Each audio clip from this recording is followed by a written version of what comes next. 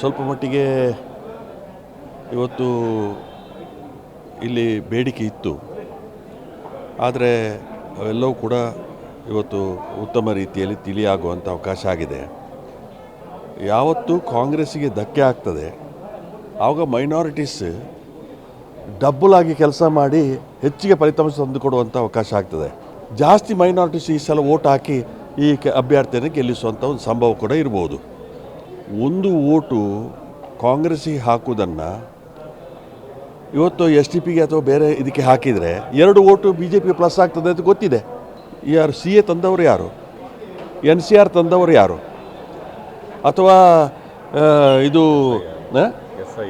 SIR ತರ್ತಾ ಇದ್ದವರು ಯಾರನ್ನು ಟಾರ್ಗೆಟ್ ಮಾಡಿ ತರ್ತಾ ಇರೋದು ಅಂಥ ಪಕ್ಷವನ್ನು ಗೆಲ್ಲಿಗೆ ಬಿಡ್ತಾರ? ಶಿಗ್ಗಾಂವ್ನಲ್ಲಿ ಮುಖ್ಯಮಂತ್ರಿಗಳ ಮಗನೇ ನಿಂತಾಗ,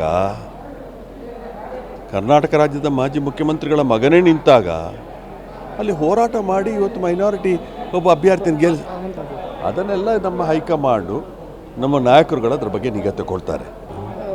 ಅಪ್ರೋಚ್ ಅದು ಕೇಳೋದ್ರಲ್ಲಿ ತಪ್ಪೇನಿಲ್ಲ. ನಮ್ಮಲ್ಲಿ ಒಂದು ಸಂಪ್ರದಾಯ ಇದೆ ಕಾಂಗ್ರೆಸ್ ಪಕ್ಷದಲ್ಲಿ, ಯಾರು ತೀರ್ಕೊಂಡಿದ್ದಾರೆ ಅವರ ಕುಟುಂಬಕ್ಕೆ ಕೊಡುವಂಥ ಅಭ್ಯರ್ಥಿತನ ಕೊಡುವಂಥದ್ದು. ಈಗ ಬಾಗಲಕೋಟೆಯಲ್ಲಿ ಕೂಡ ಇವತ್ತು ಮೇಟಿಯವರ ಮಗನಿಗೆ ಕೊಟ್ಟಿದ್ದಾರೆ, ಇಲ್ಲಿ ಕೂಡ ಶಿವಶಂಕರಮ್ಮನ ಮೊಮ್ಮಗ ಕೊಟ್ಟಿದ್ದಾರೆ.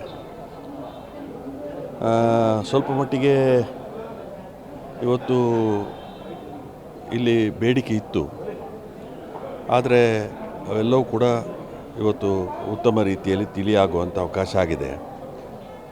ನನ್ನ ಅನುಭವ ಏನು ಅಂತೇಳಿದರೆ, ಯಾವತ್ತು ಕಾಂಗ್ರೆಸ್ಸಿಗೆ ಧಕ್ಕೆ ಆಗ್ತದೆ ಆವಾಗ ಮೈನಾರಿಟೀಸ್ ಡಬ್ಬಲ್ ಆಗಿ ಕೆಲಸ ಮಾಡಿ ಹೆಚ್ಚಿಗೆ ಫಲಿತಾಂಶ ತಂದುಕೊಡುವಂಥ ಅವಕಾಶ ಆಗ್ತದೆ.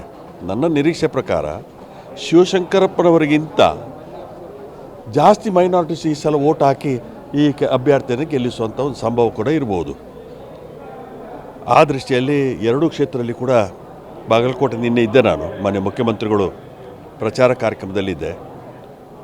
ಅಲ್ಲಿ ಕೂಡ ನಾವು 100ಕ್ಕೆ 100 ಪಾಲು ಗೆಲ್ತೇವೆ, ಇಲ್ಲಿ ಕೂಡ 100ಕ್ಕೆ 100 ಪಾಲು ಗೆಲ್ತೇವೆ. ಅಲ್ಪಸಂಖ್ಯಾತರು ಮುನಿಸಿಕೊಂಡಿದ್ದಾರೆ. ಅಲ್ಲ, ಈಗ ಅಲ್ಪಸಂಖ್ಯಾತರಿಗೆ ಗೊತ್ತಿದೆ, ಒಂದು ವೋಟು ಕಾಂಗ್ರೆಸ್ಸಿಗೆ ಹಾಕುವುದನ್ನು ಇವತ್ತು SDP ಅಥವಾ ಬೇರೆ ಇದಕ್ಕೆ ಹಾಕಿದರೆ 2 ವೋಟು BJP ಪ್ಲಸ್ ಆಗ್ತದೆ ಅಂತ ಗೊತ್ತಿದೆ. 2 ಬಂಡವಾಳ ಮಾಡ್ಕೊತಾ ಇದೆ. ಇಲ್ಲ, ಬಂಡವಾಳ ಏನಿಲ್ಲ. ಅಲ್ಪಸಂಖ್ಯಾತರನ್ನ ಕಾಂಗ್ರೆಸ್ ಪಕ್ಷ ಅಲ್ಪಸಂಖ್ಯಾತರನ್ನ ಬಿಟ್ಟಿಲ್ಲ. ಇವತ್ತು ಕಾಂಗ್ರೆಸ್ ಪಕ್ಷ ಯಾವತ್ತೂ ಕೂಡ ಅಲ್ಪಸಂಖ್ಯಾತರನ್ನ, ಯಾರು CA ತಂದವರು ಯಾರು, NCR ತಂದವರು ಯಾರು, ಅಥವಾ ಇದು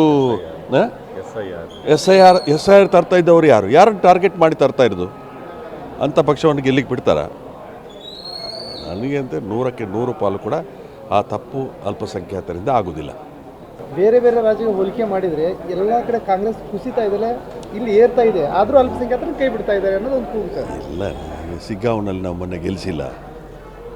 ಶಿಗ್ಗಾಂವ್ನಲ್ಲಿ ಮುಖ್ಯಮಂತ್ರಿಗಳ ಮಗನೇ ನಿಂತಾಗ,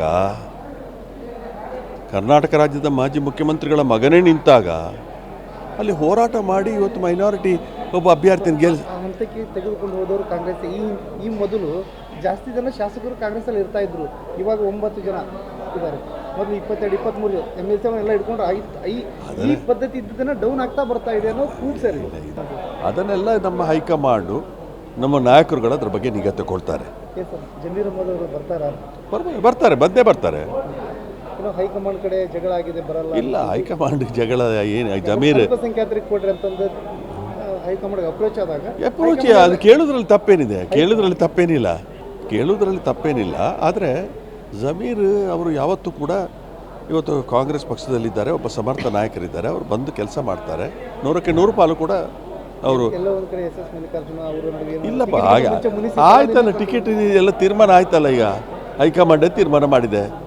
ಅದರ ನಂತರ ಇನ್ನೂ ಯಾವ ಮುನಿಸು, ಇನ್ನೂ ಕಾಂಗ್ರೆಸ್ ಪಕ್ಷವನ್ನು ಗೆಲ್ಲಿಸೋದು.